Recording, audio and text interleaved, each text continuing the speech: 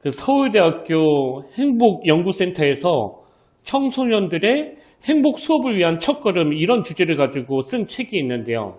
그 책 제목이 행복 교과서입니다.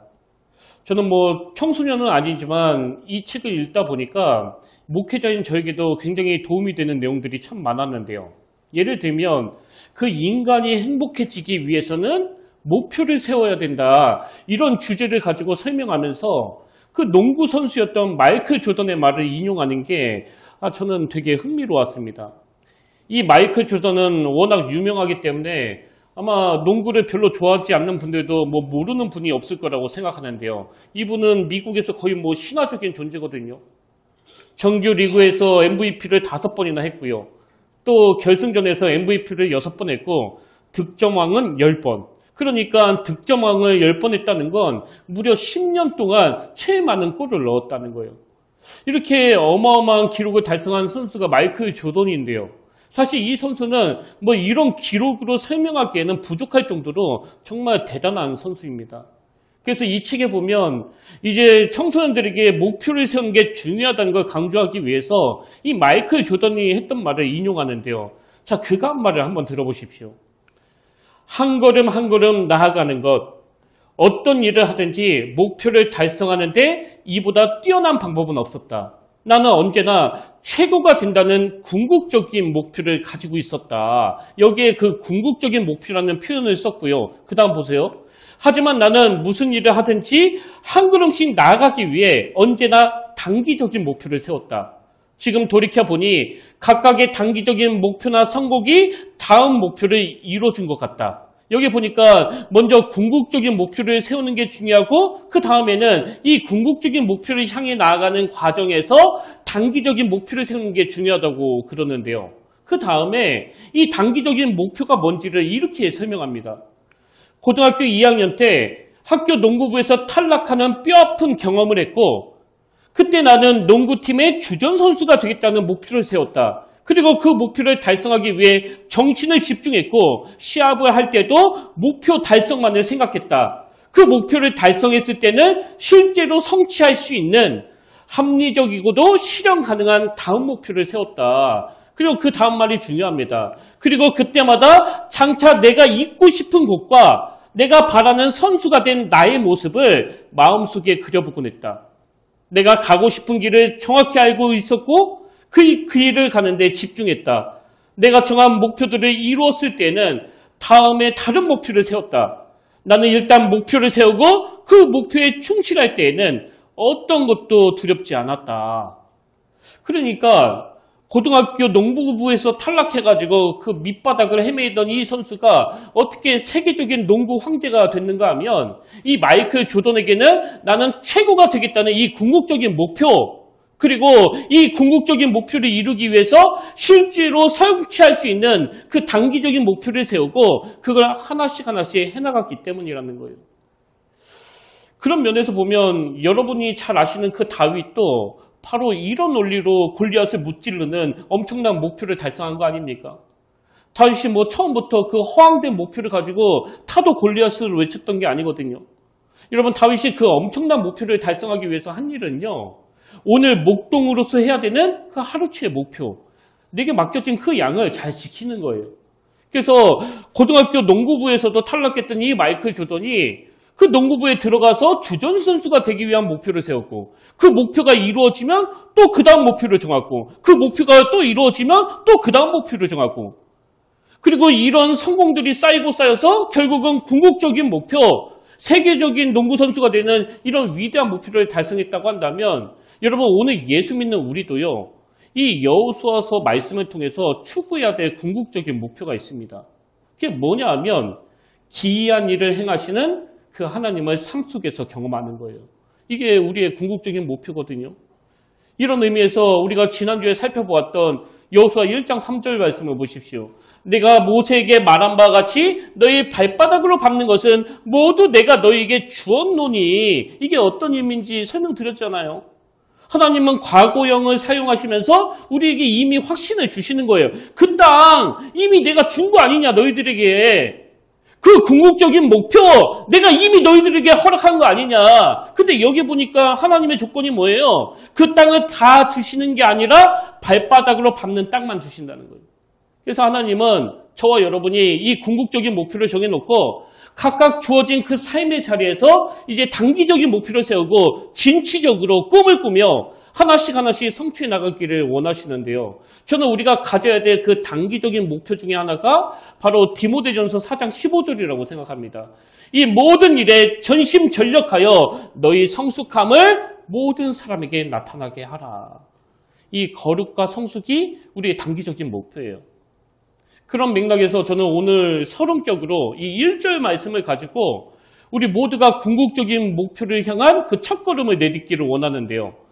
여러분도 잘 아시지만 오늘 본문의 배경은 이제 그 이스라엘 백성들이 요단강을 바로 앞에 두고 있는 상황입니다. 하나님이 이미 주신 그 가나안 땅에 진입하기 위해서는 그 첫 번째 관문인 이 요단강이라는 장애물을 넘어야 되는 상황이거든요. 그래서 제가 나누고 싶은 포인트가 뭐냐 하면 그럼 하나님이 주신 새로운 꿈과 목표를 가지고 있는 사람은 도대체 뭘 준비해야 되냐는 거예요. 그래서 제가 1절에 나오는 말씀을 그대로 따가지고 우리가 준비해야 될 3가지 포인트를 정리해 드리려고 하는데요.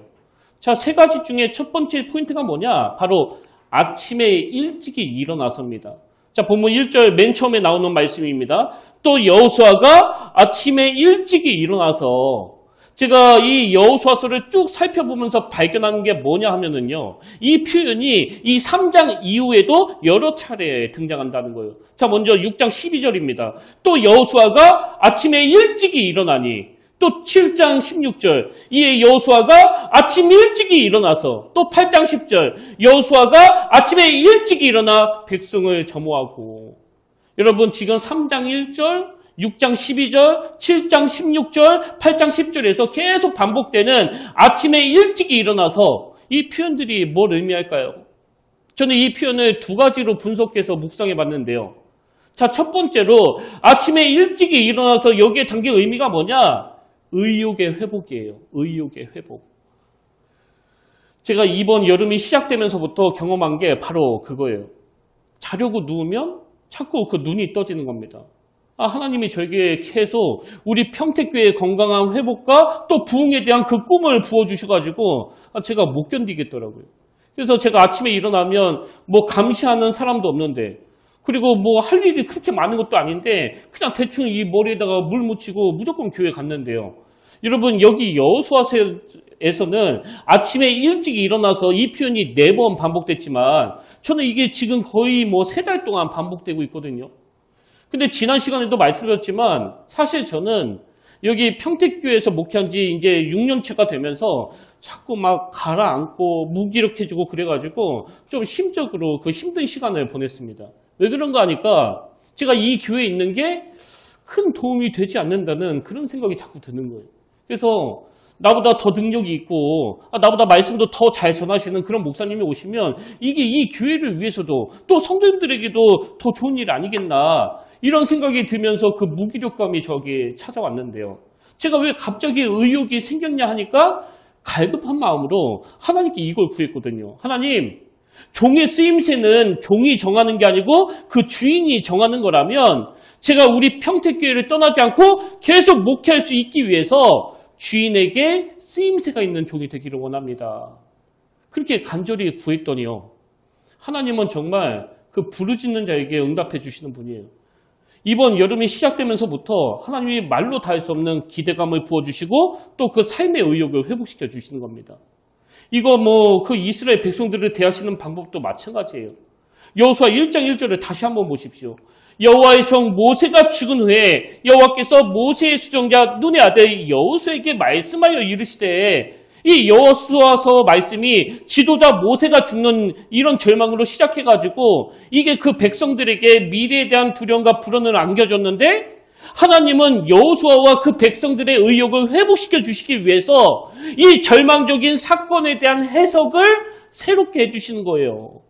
니들 관점에서는 모세의 죽음이 미래에 대한 두려움으로 뭐 또 절망이지만 하나님의 시각에서는 이건 니들이 그동안 의지하던 과거와 단절하는 사건이다. 니들이 의지하던 모세가 죽어야 미래를 향해 나아갈 수 있다. 그 절망을 기회로 바꿔주시는 거거든요. 그래서 여러분, 하나님으로부터 새로운 삶의 목표와 새로운 꿈을 받은 사람에게 나타나는 가장 강력한 특징은요, 삶의 의욕이 회복되는 거예요. 그러니까 아침에 일찍 일어날 수밖에 없는 거죠. 저는 이 여호수아서 말씀을 나누는 동안에 우리로 하여금 자꾸 주저앉게 만드는 모든 무기력감과 불안과 두려움이 다 떠나가고 그 자리에 새로운 의욕이 장착되는 하나님의 선물이 있기를 바랍니다. 그래서 여호수아서 1장 2절, 내 종 모세가 죽었으니 이제 너는 이 모든 백성과 더불어 일어나 이 요단을 건너 내가 그들 곧 이스라엘 자손에게 주는 그 땅으로 가라. 하나님이 주시는 이 의욕으로 무장하시기를 바랍니다. 모세가 죽어서 끝난 줄 알았는데, 평택교회에서 제 역할이 다 끝난 줄 알았는데, 하나님은 새로운 꿈을 부어주시고 새로운 목표를 향해 달려갈 수 있도록 이 의욕을 회복시켜 주시는 거예요. 그런가 하면 아침에 일찍이 일어나서 여기 담긴 그 두 번째 의미가 뭐냐면요, 이건 하나님 말씀에 대한 그 집중력을 표현한 겁니다. 자, 예를 들어볼게요. 우리가 지난 시간에 나누었던 창세기 22장 1절 2절을 보십시오. 그 일 후에 하나님이 아브라함을 시험하시려고 그를 부르시되 아브라함아 하시니 그가 이르되 내가 여기 있나이다. 여호와께서 이르시되 내 아들 내 사랑하는 독자 이삭을 데리고 모리아 땅으로 가서 내가 내게 일려준 한 산 거기서 그를 번제로 드리라. 제가 지난 시간에 이 본문은 하나님이 아브라함에게 주시는 그 마지막 테스트라고 말씀을 드렸잖아요. 그래서 순종해라, 그럼 빼앗을 거야. 이 고난도의 테스트를 아브라함이 지금 겪고 있는데요. 여러분, 이 테스트가 한번 여러분에게도 주어졌다고 상상해 보자고요. 그래서 지금 하나님이 여러분에게 네가 가장 사랑하고 네가 가장 소중하게 여기는 그것을 나한테 바쳐라, 나한테 가져와라. 그렇게 하나님이 요구하신다면 여러분은 어떠실 것 같아요? 뭐 많이 고민이 되지 않겠습니까? 뭐 모르긴 몰라도 어떤 분은 뭐 몸져 누울 것 같아요. 이거 어떻게 해야 되나? 이거 내가 어떻게 얻어냈는데 이거 달라고 하시지? 이거 순종해야 돼, 말아야 돼. 근데 여러분, 이 어려운 테스트 앞에 아브라함은 바로 그 다음 3절에서 어떤 반응을 보이는가 하니까 아브라함이 아침에 일찍이 일어나 나귀의 안장을 씌우고 두 종 그의 아들 이삭을 데리고 번제에 쓸 나무를 쪼개어 가지고 떠나 하나님이 자기에게 일러준 곳으로 가더니, 이게 뭘 의미할까요? 아브라함은 자기에게 임한 하나님의 말씀에 대해서 막 몰두하고 있는 거예요. 거기에 집중하는 겁니다. 그래서 하나님의 요구가 떨어지자마자 아침에 일찍 일어나는 거거든요.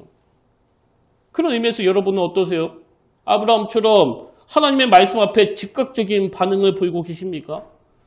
여러분, 우리의 신앙생활이 너무 느슨하면, 그리고 내가 이거 순종하면 하나님이 뭐 더 큰 선물을 주시려나 그러면서 계속 생각하고 계속 계산하고 계속 저울질하고 그러면서도 어떤 결단도 내리지 못한다면 이 기이한 일을 행하시는 하나님의 그 기적을 절대 맛볼 수 없는 거예요.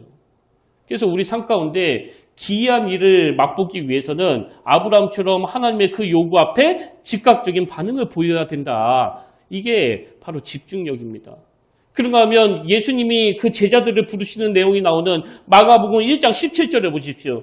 예수께서 이르시되 나를 따라오라. 내가 너희로 사람을 낚는 어부가 되게 하리라 하시니, 이렇게 예수님의 제자들을 부르시는데요. 제자들이 그 다음 18절에서 어떤 반응을 보입니까? 곧 그물을 버려두고 따르니라. 여러분, 지금 제자들은요, 예수님이 주시는 새로운 목표, 새로운 꿈, 여기에 막 너무나 몰두하다 보니까 생계고 뭐고 그것밖에는 안 보이는 거예요. 그러니까 뭐 생각은 나중에 하더라도 그물을 버려두고 일단 따르는 거죠. 이건 뭐 사도 바울도 마찬가지 아닙니까? 사도행전 20장 22절부터 보십시오. 보라, 이제 나는 성령에 매여 예루살렘으로 가는데 거기서 무슨 일을 당할지는 알지 못하노라. 오직 성령이 각 성에서 내게 증언하여 결박과 환난이 나를 기다린다 하시나. 이게 뭐 굉장히 심각한 상황 아닙니까? 바울이 예루살렘에 가면 결박당하고 고문당하고 심지어는 감옥에서 죽을 수도 있는 상황이에요. 그래서 거기 가면 자기가 무슨 일을 당할지 뭐 한 치 앞도 알 수 없는 그런 상황인데, 사도 바울은 바로 그 다음 24절에서 뭐라고 고백하는가 하니까 내가 달려갈 길과 주 예수께 받은 사명 곧 하나님의 은혜의 복음을 증언하는 일을 마치려 하면은 나의 생명조차 조금도 귀한 것으로 여기지 아니하노라. 이건 뭐 목표를 향한 사도 바울의 엄청난 집중력 아닙니까? 하나님이 명하신 그 목표에 대해서 내가 뭐 거기 갔다 죽는 거 아니야? 나 거기 갔다가 고문당하는 거 아니야? 이런 생각을 할 겨를이 없이 막 집중을 하는 거예요. 근데 여러분, 이게 왜 중요한가 하면은요. 그 벤저민 메이스라고 이분은 그 마틴 루터킹 목사님에게 엄청난 영향을 준 분으로 알려진 분인데요. 제가 우연히 어느 글에 보니까 이 벤저민 메이스라는 분은 흑인이고요. 인종차별이 극심하던 그 시절에 인종차별이 제일 극심했던 그 미국 남부에서 자랐는데 태어나고 보니까 자기 엄마 아빠가 다 노예예요. 그러다 보니까 뭐 이분의 인생이 어땠을지는 충분히 짐작이 되잖아요. 얼마나 많은 수모와 그 아픔이 있었겠냐고요. 근데 이분이요. 미국의 베이츠 칼리지라는 학교에서 일과 공부를 병행하는 고학으로 공부했는데도 불구하고 최우수 성적으로 졸업했고요. 이후에는 명문대로 알려진 시카고 대학원을 졸업하고 그 다음에는 애틀란타에 있는 모어하우스 칼리지 학장으로 장기간 근무했는데 뭐 그 과정을 다 말씀드릴 수는 없고요. 이분이 뭐에 집중하고 뭐에 몰두했는지를 그가 한마디를 보면 딱 알 수 있습니다. 이런 명언을 남겼어요. 잘 들어보세요. 인생에 있어서 비극은 목표를 달성하지 않는 것에 있는 것이 아니라 인생의 목표를 갖고 있지 않다는 것이다. 다시 한번요. 인생에 있어서 비극은 목표를 달성하지 않는 것에 있는 것이 아니라 인생의 목표를 갖고 있지 않다는 것이다. 또 이런 말도 했습니다. 꿈을 달성하지 못하고 죽는 것이 불행이 아니라 지향할 꿈이 없다는 것이 불행이다. 또 이런 말도요. 별에 도착하지 못하는 것이 창피한 것이 아니라 다가가야 할 그 별이 없다는 것이 창피한 것이다. 여러분, 이분이 인종차별이 극심했던 그 시대에 인종차별이 최고로 극심했던 미국 남부에서 그것도 자기 아버지가, 자기 어머니가 노예 신분인 그런 가정에서 태어난 사람이에요. 근데 그런 환경에서 자랐던 사람이 어떻게 그 현실에 저항하면서 목표를 향해 나갈 수 있었느냐? 심리학자 에드 디너가 이런 말을 했습니다. 행복은 스스로 가치 있게 생각하는 목표를 추구하는 과정에서 얻을 수 있다. 다시요. 행복은 스스로 가치 있게 생각하는 목표를 추구하는 과정에서 얻을 수 있다. 여러분, 우리는 그 추구하는 것을 얻어낼 때 그걸 행복이라고 그러는데 이 전문가들은 그게 아니고 내가 목표로 한 것을 추구하는 그 과정이 행복이라는 거예요. 오늘 저는 우리 평택교회 모든 성도님들이 아침에 일찍이 일어나서 이 표현이 가져다주는 메시지를 많이 묵상하게 되시기를 바랍니다. 그런가 하면 두 번째로 우리가 본문에서 살펴볼 표현은요. 시딤에서 떠나입니다. 시딤에서 떠나. 자, 1절을 다시 보십시오. 또 여호수아가 아침에 일찍이 일어나서 그와 모든 이스라엘 자손들과 더불어 시딤에서 떠나. 여기 나와 있는 시딤에서 떠나. 이것도 제가 두 가지로 분석해 드리고 싶은데요. 이 말씀의 첫 번째 의미가 뭐냐 하니까 여러분 하나님이 주시는 이 새로운 꿈과 목표를 얻고 싶다면요. 내가 지금까지 추구했던 것, 나에게 지금까지 익숙하던 그것을 다 내려놓아야 된다는 겁니다. 제가 그 강아지를 잠깐 키우면서 배웠던 게 바로 이거예요. 제가 키웠던 강아지는 그 장난감 공 같은 거를 하나 딱 던져주면 막 이리 갔다가 저리 갔다가 물고 빨고 막 거기에 몰두를 하는데요. 그 강아지한테 좀 더 매력적인, 걔가 좀 더 좋아하는 다른 장난감을 딱 던져주면 뭐 아무 망설임 없이 그 입에 물고 있었던 것을 과감하게 내려놓고 주인이 다시 주는 그 새로운 장난감을 막 덥석 무는 거예요. 그래서 제가 그거 보면서 야, 너는 뭐 집중도 잘하지만 그 포기도 빠르네, 그런 생각을 한 적이 있는데요. 마찬가지로 여러분, 지금 이스라엘 백성들은요, 시딤을 떠나야 가나안에 갈 수 있는 거예요. 그 시딤에서 떠나지 않는데 어떻게 그 가나안에 갈 수 있겠냐고요.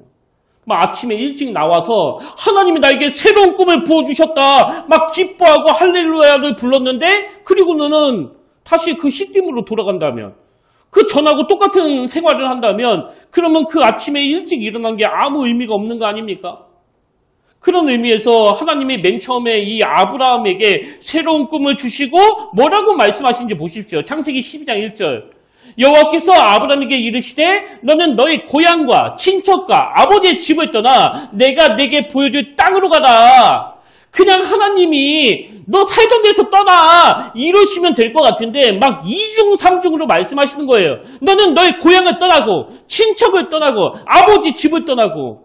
여러분 지금 그 소중한 것의 강도가 점점 세지는 것처럼 느껴지지 않으세요?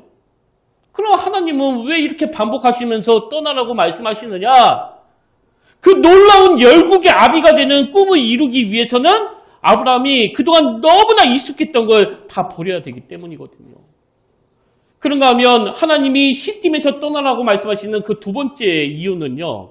역사적으로 이 시딤은 이스라엘 백성들 입장에서 그 수치의 장소이기 때문입니다. 수치의 장소. 자, 민수기 25장 1절부터 한번 보십시오.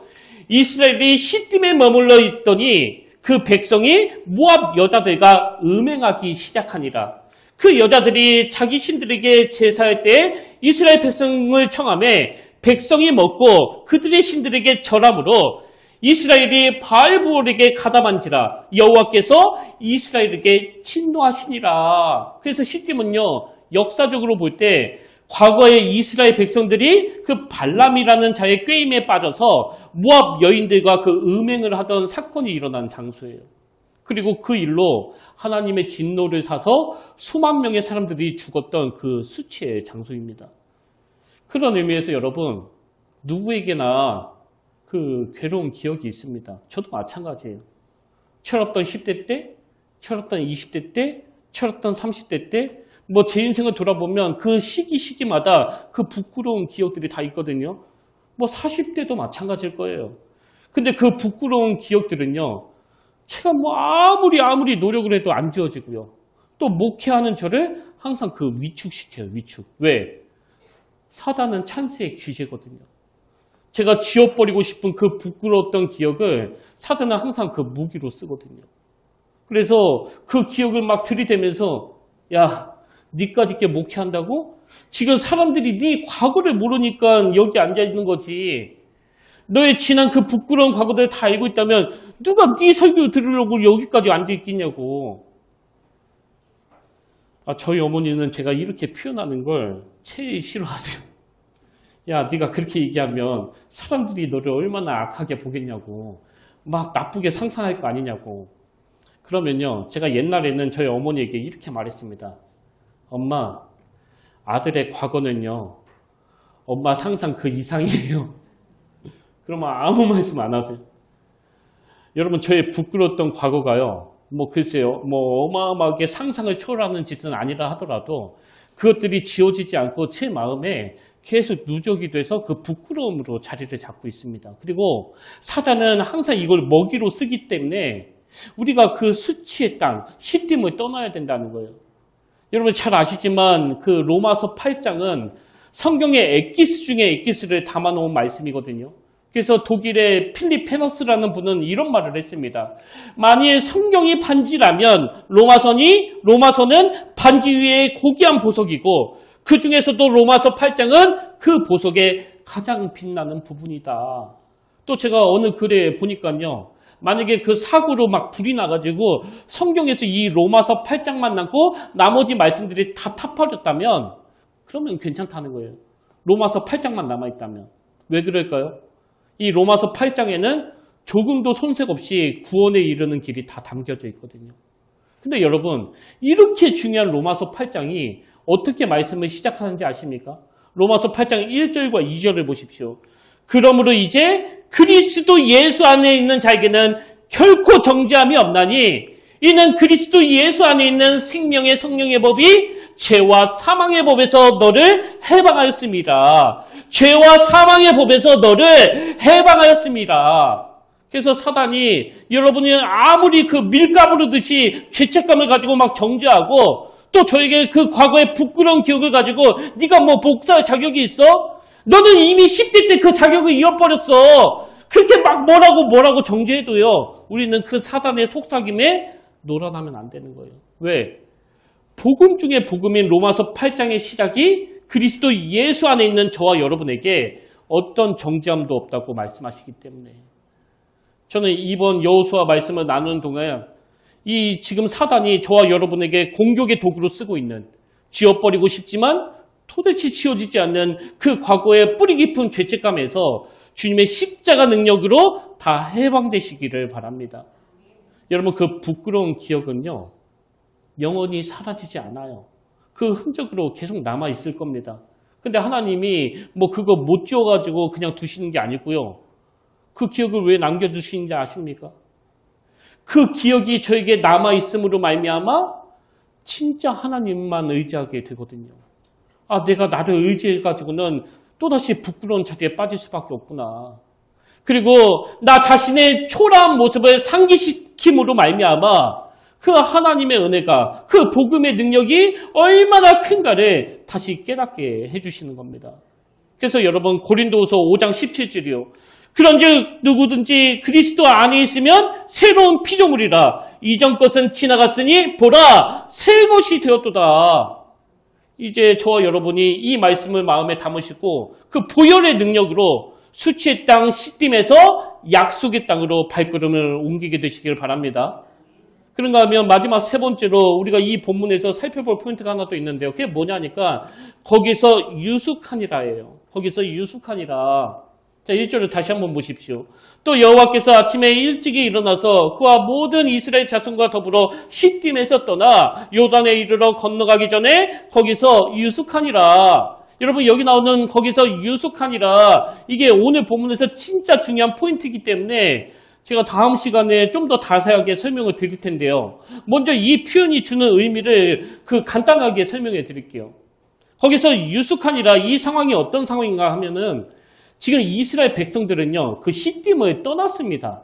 그리고 목적지를 코앞에 두고 있고, 그리고 믿음도 있는 상황이에요. 그래서 바로 건너가도 될 만큼 모든 요건을 다 갖춘 상황인데요. 아직 건너가지 말고 거기서 유숙하라는 거예요. 그래서 사흘을 기다렸거든요. 왜 그랬을까요?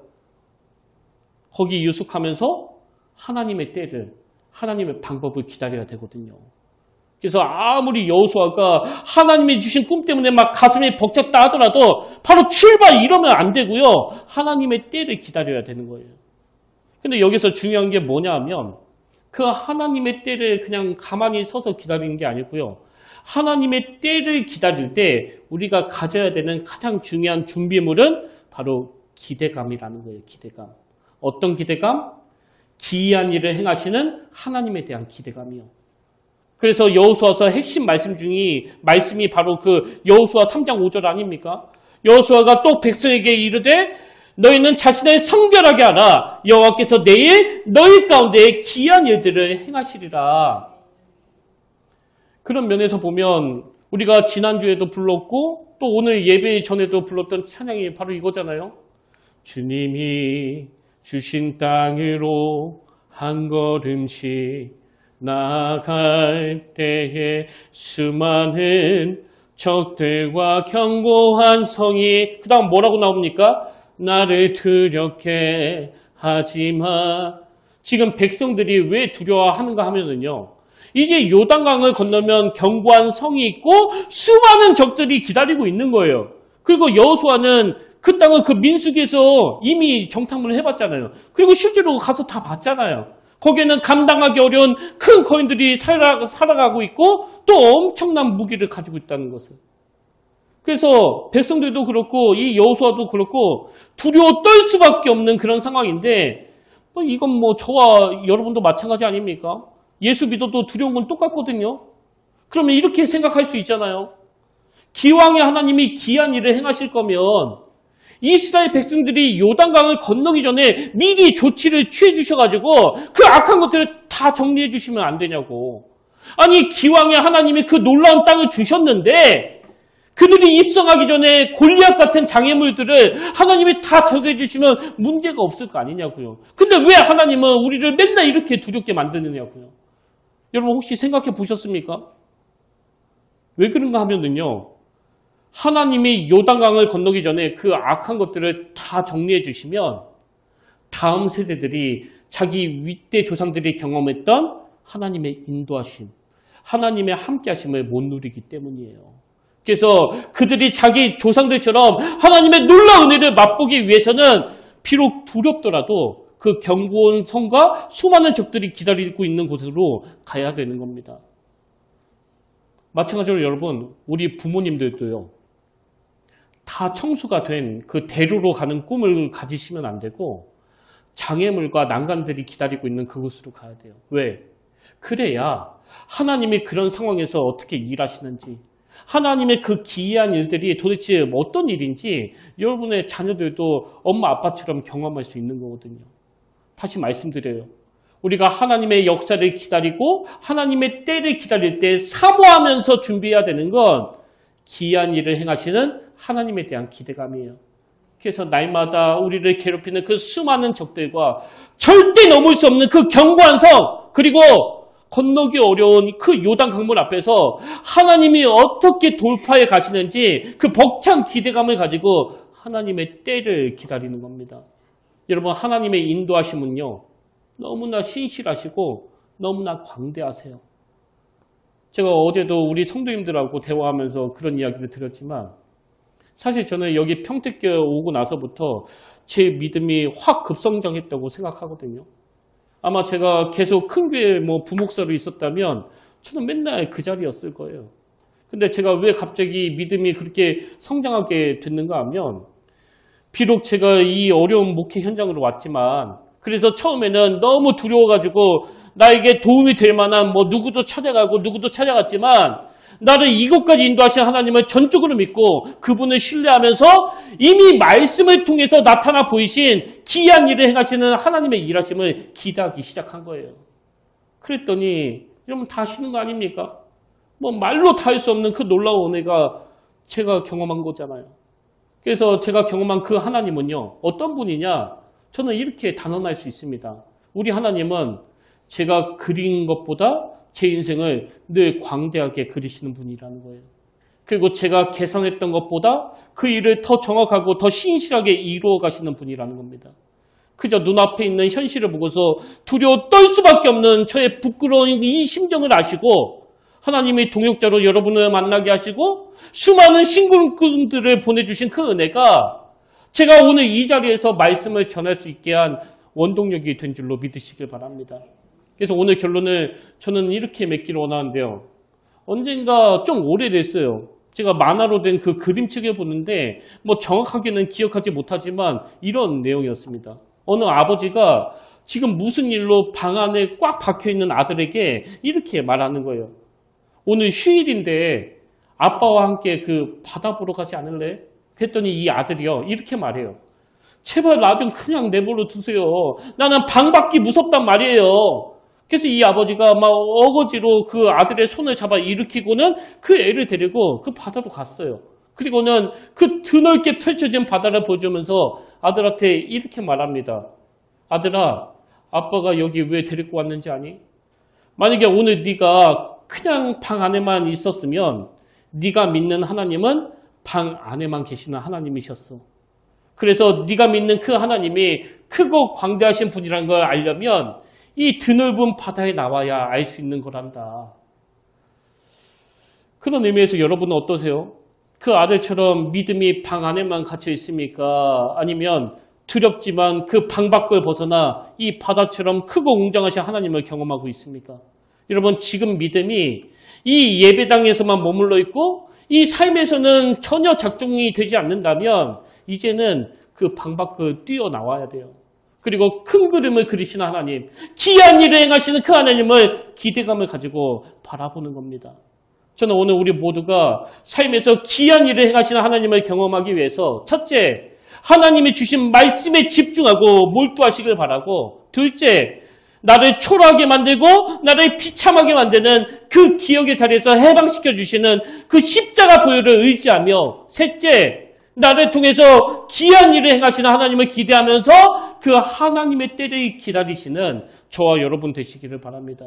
그래서 이번 주 내내 아무 혼란 없이, 아무 두려움 없이, 또 아무 에너지 낭비 없이 거룩과 성숙이라는 이 단기적인 목표를 향해서 달려나가는 아름다운 우리 평택교회 성도님들 되시기를 주님의 이름으로 축원합니다. 오늘 말씀을 기억하시면서 결단 찬양으로 우리가 자주 불렀던 찬양입니다. 원하고 바라고 기도합니다. 여러분, 하나님의 꿈은요, 그 어리석은 제자들이 막 생각했던 것처럼 뭐 높은 자리에 올라가고 막 성공하고 큰 궁궐에서 살고 이런 게 아니고요. 하나님의 꿈은 우리가 하나님의 자녀로서 이 땅을 살아갈 뿐만 아니라 거룩과 성숙으로 무장하는 우리로 인해 이 땅에 수많은 열매가 맺혀지는 거예요. 우리 한번 이 꿈을 꾸면서 이 찬양을 묵상하며 우리를 향한 그 하나님의 꿈을 함께 선포하길 원합니다.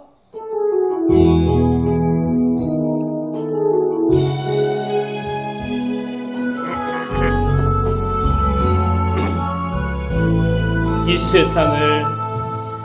세상을 살아가는 동안에 나의 힘을 의지할 수 없으니 기도하고 낙심하지 말 것을 주께서 참 소망이 되시니 주의 길을 걸어가는 동안에 세상의 것 의지할 수 없으니 감사하고 낙심하지 말 것을 주께서 참 기쁨이 되심이라. 하나님의 금이 나의 비전이 되고 예수님의 성품이 나의 인격이 되고 성령님의 권능이 나의 능력이 되길 원하고 바라고 기도. 우리 다시 한번 고백합니다. 이 세상을 살아가는 동안에 나의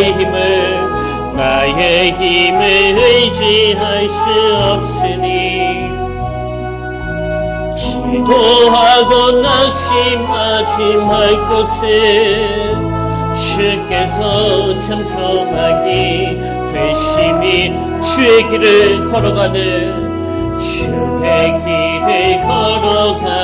동안에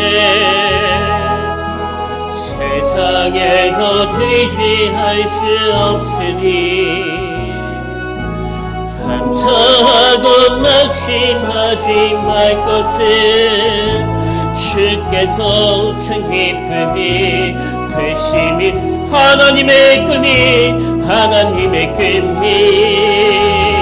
나의 비전이 되고 예수님의 성품이 나의 인격이 되고 성령님의 권능이 나의 능력이 되길 원하고 바라고 기도.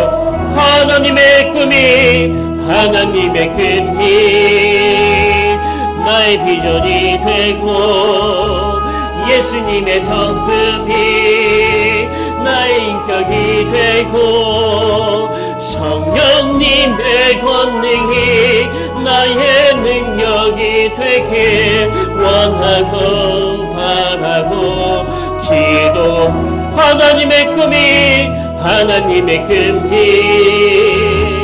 나의 비전이 되고 예수님의 성품이 나의 인격이 되고 성령님의 권능이 나의 능력이 되길 원하고 바라고 기도합니다. 아멘. 살아계신 하나님 아버지, 오늘 선포되는 말씀 앞에 순종하며 나아가기 원합니다. 내 인생을 설계하신, 내 인생을 그리신 그 하나님께서 나에게 이제는 출발해도 좋다, 이제는 가라, 이렇게 말씀하실 때 아버지, 가지 말아야 될 여러 이유를 가지고 고뇌하는 것이 아니라 삶의 의욕을 가지고 그 순종의 발걸음을 내딛기를 원합니다. 오늘 우리의 앞길을 막게 하는 그 복잡한 생각들을 주님께서 다 회파시켜 주시고 궁극적인 목표와 그 단기적인 목표를 세우며 한 단계씩 거룩과 성숙을 향하여 믿음의 그물을 던질 수 있도록 연약한 우리의 심령을 붙잡아 주시옵소서. 그런가 하면 무엇보다도 우리 내면에 하나님보다 더 의지하는 것이 있다면 오늘 그것들과의 결별을 선포하기를 원합니다. 이번 주 더 이상 그 과거에 저지른 부끄러운 기억에 매몰되지 않게 하시고 그리스도 예수 안에 있는 자에게는 결코 정죄함이 없느니라 이 말씀을 의지하여 큰 그림을 그리시는 하나님을 바라볼 수 있도록 인도하여 주시옵소서. 그 은혜의 자리, 그 영광의 자리로 이끌어 주시는 주님을 신뢰하며 기대하며 거룩하신 예수님 이름으로 간절히 기도드립니다. 아멘. 이제 우리 다 자리에서 일어나셔서 파송 찬양으로 이 찬양 함께 불러보기를 원하는데요. 제목 자체가 소명이에요. 부르신 곳에서. 오늘 말씀을 기억하시면서 또 가사를 묵상하시면서 정말 마음속으로 저는 여러분이 이렇게 결단하기를 원해요. 하나님, 내 믿음이 방 안에서만, 예배당 안에서만 갇혀 있지 않기를 원합니다. 크고 광대하신 그 하나님을 바라보길 원합니다. 우리 같이 소원하면서 이 찬양 하나님 앞에 올려드리길 원합니다.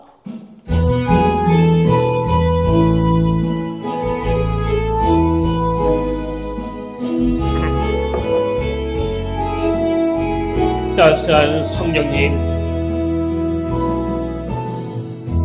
따스한 성령님,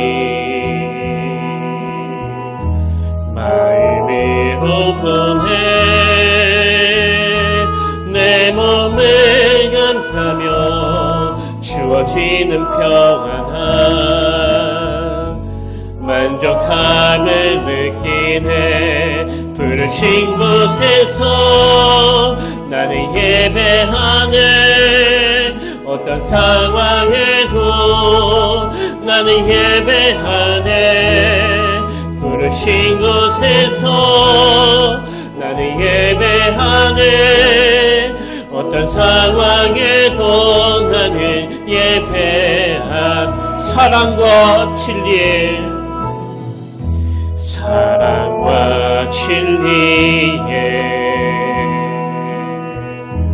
한 줄기 빛보내 내 몸을 감싸며 주어지는 평안함 그 사랑을 느끼네. 부르신 곳에서 나는 예배하네. 어떤 상황에도 나는 예배하네. 부르신 곳에서 나는 예배하네. 어떤 상황에도 나는 예배. 내가 걸어갈 때 길이 되고 살아갈 때 삶이 되는 그곳에서 예배하네. 내가 걸어갈 때 길이 되고 살아갈 삶이 되는 그곳에서 예배하네. 부르신 곳에서 나는 예배하네. 어떤 상황에도 나는 예배하네. 부르신 곳에서 나는 예배하네. 어떤 상황에도 나는 우리 다시 한번 고백하기 원합니다. 따스한 성령님, 따스한 성령, 마음으로 보기를 원합니다. 마음으로 보내 내 몸을 감싸며 주어지는 평안함 만족함을 느끼네. 부르신 곳에서 나는 예배하네. 어떤 상황에도 나는 예배하네. 부르신 곳에서 나는 예배하네. 어떤 상황에도 나는 예배. 사랑과 진리의 한 줄기 빛보내 사랑과 진리에 한증이 비쁘네 내 몸을 감싸며 지워지는 평안함 그 사랑을 느끼네 그 사랑을 느끼네 부르신 곳에서 나는 예배하네 어떤 상황에도 나는 예배하네 부르신 곳에서 나는 예배하네 어떤 상황에도 나는 예배 내가 걸어갈 때 길이 되고 살아갈 때 삶이 되는 그곳에서 예배하네 내가 걸어갈 때 길이 되고 살아갈 때 삶이 되는 그곳에서 예배하네 부르신 곳에서 나는 예배하네 어떤 상황에도 나는 예배하네 부르신 곳에서 나는 예배하네 어떤 상황에도 나는 예배하네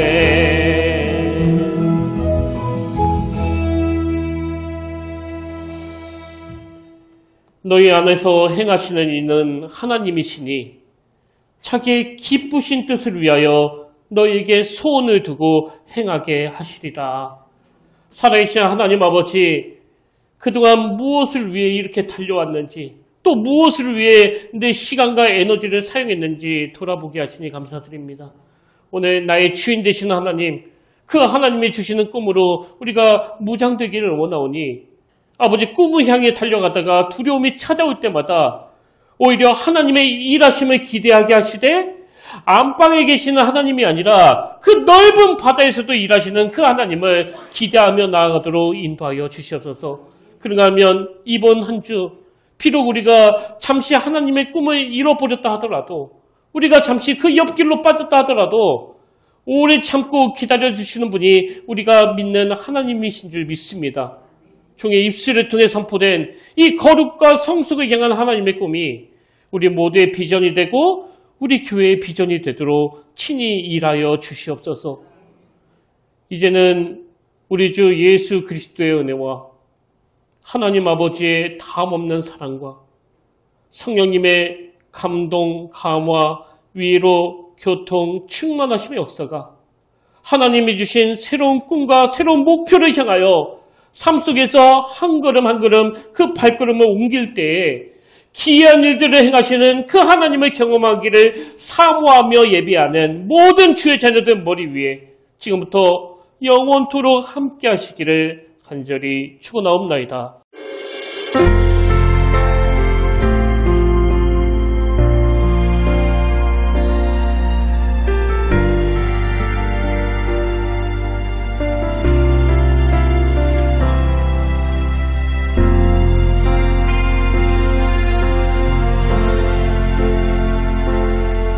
지금 서 있는 이곳에서 높임을 받으소서.